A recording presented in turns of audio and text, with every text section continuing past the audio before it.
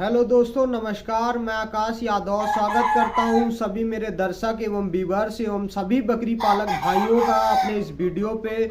तो दोस्तों, ये वीडियो जो है बहुत ही इस वीडियो में मैंने बहुत ही अच्छी जानकारी लेके आई है। इस वीडियो के माध्यम से आज मैं बकरियों के टीकाकरण के बारे में थोड़ा जानकारी दूंगा और आपको बताऊंगा कि बकरियों में कौन कौन से टीके हैं और कब कब लगाए जाते हैं। इस बारे में मैं इस वीडियो में जानकारी दूंगा और मैं अगली वीडियो लेके आऊंगा जिसमें एक टीके के बारे में संपूर्ण जानकारी दूंगा कि कब लगाना है, कैसे लगाना है और किस प्रकार से लगाना है और किस प्रकार आप लगाते हैं। तो आपको टीके का जो है बकरी को संपूर्ण जो फायदा है वो मिलेगा, इस बारे में चर्चा करूंगा। और इस वीडियो के माध्यम से मैं सिर्फ आपको टीकाकरण जो प्रमुख टीके हैं उनके नाम और वो कब लगाए जाते हैं और क्यों लगाना जरूरी है, इसके बारे में चर्चा करूंगा। तो दोस्तों, मेरे वीडियो में आखिरी तक बने रहें और इस वीडियो को बिना स्किप किए पूरी आखिरी तक देखें, जिससे कि आपको हो सके यथासंभव जितनी भी जानकारी है मेरे पास आपको मिल सके। तो दोस्तों, मैं ज़्यादा देर ना करते हुए अपन टॉपिक की ओर आते हैं और बात करते हैं बकरी पालन की। तो दोस्तों, जैसा कि आप सभी बकरी पालक या तो जो मेरे नए व्यूअर्स हैं जो बकरी पालन करना चाहते हैं, उन सबको मैं बता दूं कि जैसा कि आप लोग जानते हैं कि बकरियों में भी कई सारी ऐसी बीमारियां आती हैं जिनके जो टीके हैं वो लगाए जाते हैं। अगर आपको नहीं पता तो इसके बारे में मैं आज चर्चा कर रहा हूं। तो आप अगर इस वीडियो को पूरा देखते हैं तो आपको पता ही चल जाएगा। दोस्तों देखिए, मैं बताता हूं, बकरी जो होती है वो बकरी भी बहुत सारी ऐसी उनमें खतरनाक बीमारियां होती हैं जो उनके लिए बहुत ज़्यादा जानलेवा होती हैं। और अगर ये जो बकरी की जानलेवा बीमारियां हैं, इससे बहुत सारे फार्मरों को बहुत बार नुकसान हो भी चुका है। और जो बकरी पालक टीकाकरण नहीं कर रहे हैं, उन्हें लगता है कि नहीं अभी वैक्सीन नहीं की, मेरे फार्म तो 1 साल से चल रहा है, कोई परेशानी नहीं है, तो कभी भी परेशानी दस्तक दे सकती है, कभी भी कोई वायरल बीमारी आ सकती है, इसको टाला नहीं जा सकता। और हर फार्म में कभी ना कभी कोई ना कोई बीमारी आती ही है। मैंने हर फार्म पे देखा है, हर फार्मर से बात की है, हर फार्मर से यही सुना है कि मेरे पास 2 साल 3 साल तो कोई बीमारी नहीं आई, लेकिन चौथे साल आ गई, 5वें साल आ गई। क्योंकि देखिए दोस्तों, अगर कोई भी नया फार्मर जो है नया फार्म शुरू करता है तो वहाँ पे साफ सफाई होती है। सबसे पहले फार्म बनाता है तो वहाँ किसी प्रकार के जो जीवाणु हैं या वायरस हैं वो नहीं होते हैं। नए फार्मरों की बहुत ज़्यादा जगह पहचान नहीं होती है, बहुत आते जाते नहीं है, नई बकरियों के पास नहीं जाते हैं शुरुआती दौर में। लेकिन जैसे ही आप एक पुराने फार्मर होते जाते हैं तो आपकी बहुत सारे जगह आपको जाना पड़ता है। कई बकरी पालक भाई आपको बुलाते हैं कि ऐसा है, या तो बकरी खरीदने जाते हैं तो बकरी बेचने, या तो आपके फार्म पे लोग बकरी खरीदने आते हैं।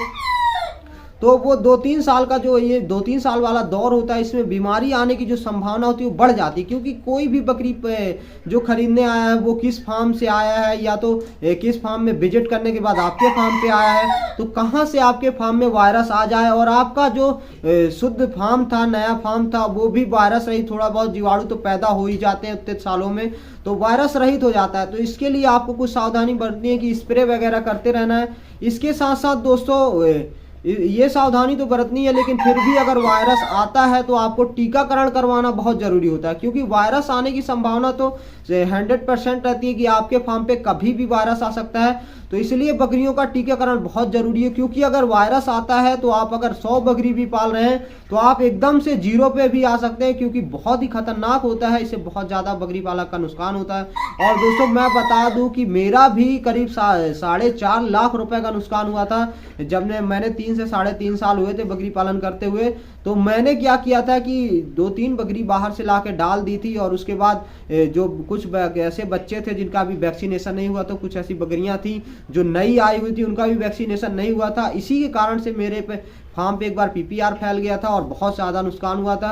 तो थोड़ा सा अनुभव मुझे हो गया कि कहाँ मैंने गलती की थी और वहाँ सुधार करना चाहिए। इसलिए मैं ये वीडियो लेके आया हूँ और आप सभी को अपना जो राय है, सुझाव है, वो दे रहा हूँ। तो दोस्तों, इस वीडियो को थोड़ा सा ध्यान से देखिएगा और सुनिएगा कि कौन सा टीका कब लगाया जाता है। तो सबसे पहले मैं टीके में बात करूंगा PPR के बारे में। PPR का जो दोस्तों टीका है वो साल में 1 बार लगाया जाता है, और ये टीका बहुत ही ज़्यादा जरूरी है क्योंकि PPR सबसे ज़्यादा घातक बीमारी होती है।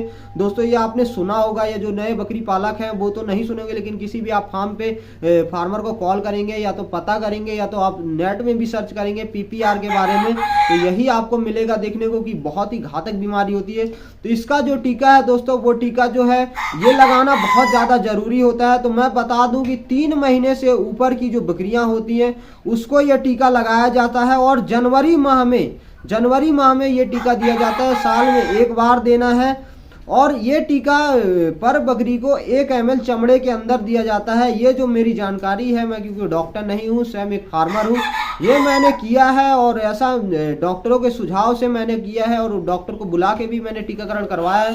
तो मैंने देखा है कि ये टीका 1 ml चमड़े के अंदर हर बकरी को डॉक्टर साहब ने दिया था। तो मैं आपको बता रहा हूँ कि ये टीका इतना ही दिया जाता है। डॉक्टर साहब ने भी मुझे ऐसा ही बताया था और उसके अलावा मैंने कई बुकों में भी पढ़ा है, तो ऐसा ही सुनने को और देखने को मिला और हर फार्मर यही करता है। तो दोस्तों आप भी 1 ml जो है PPR का टीका साल में एक बार जनवरी महीने में लगवा सकते हैं।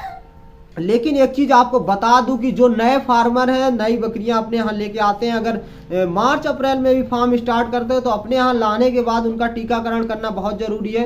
तो आप कभी भी किसी महीने में भी टीकाकरण कर सकते हैं। ये जरूरी नहीं कि ये जनवरी में लगता है तो आप जनवरी में ही करेंगे, लेकिन इनमें कुछ चीजों का जो है ध्यान रखना है कि आपको टीकाकरण जो है स्वस्थ बकरी का करना है, बकरी बीमार नहीं होना चाहिए। उसके अलावा दोस्तों टीकाकरण करने से पहले आपको डीवार्मिंग करवाना बहुत ज़्यादा जरूरी है, क्योंकि अगर आप डीवार्मिंग करवा के टीकाकरण करते हैं तो टीका का जो असर है वो बकरी पर संपूर्ण तरीके से हो जाता है और बकरी फिर उस रोग से लड़ने के लिए अंदर उसके प्रतिरोधक क्षमता बन जाती है।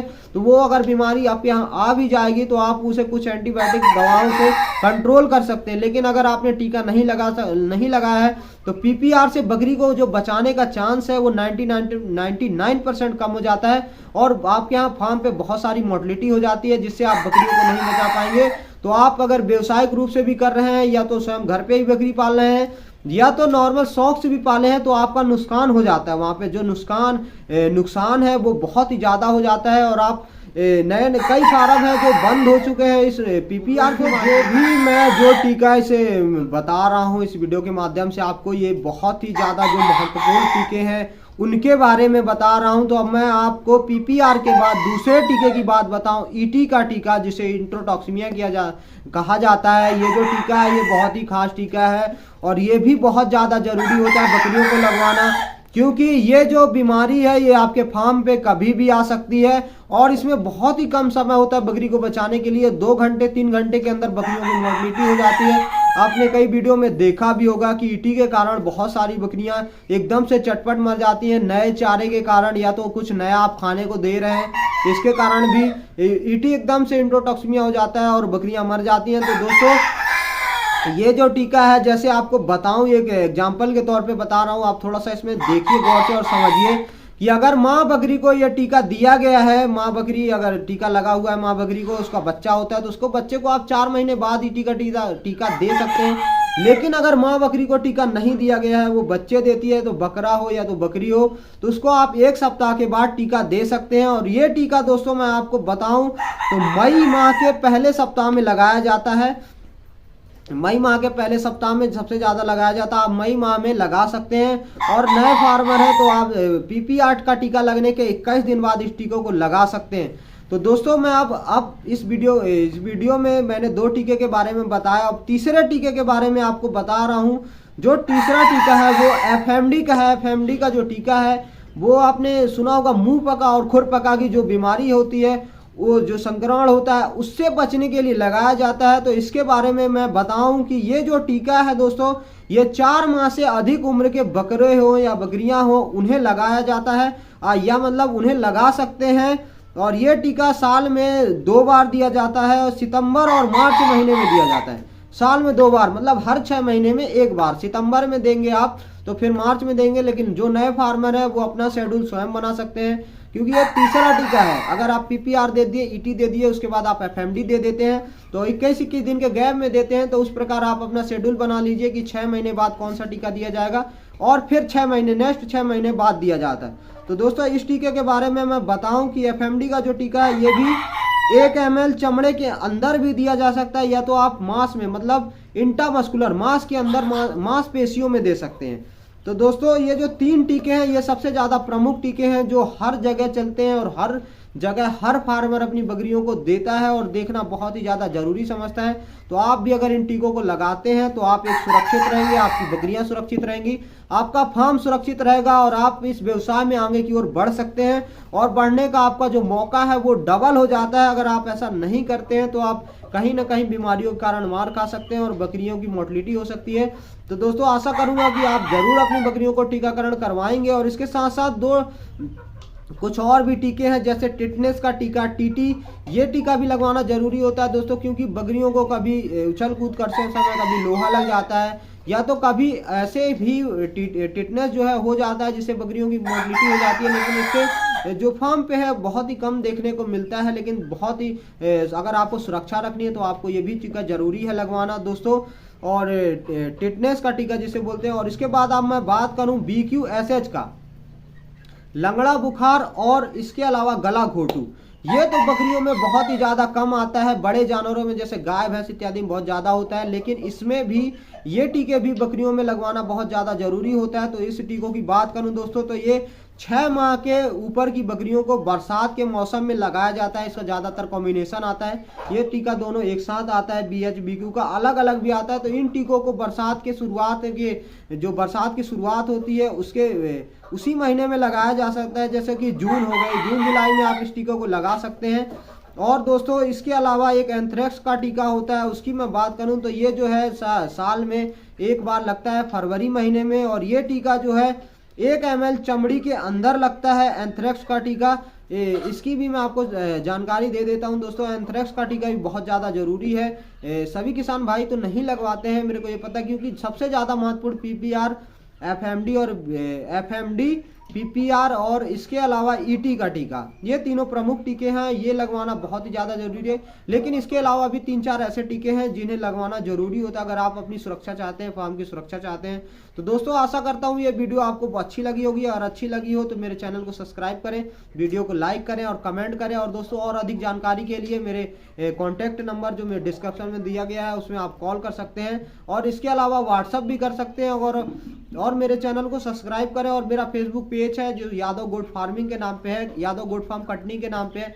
अगर फेसबुक में मुझे सर्च करते हैं तो मैं वहाँ भी मिल जाऊँगा, इंस्टाग्राम पे भी मिल जाऊँगा।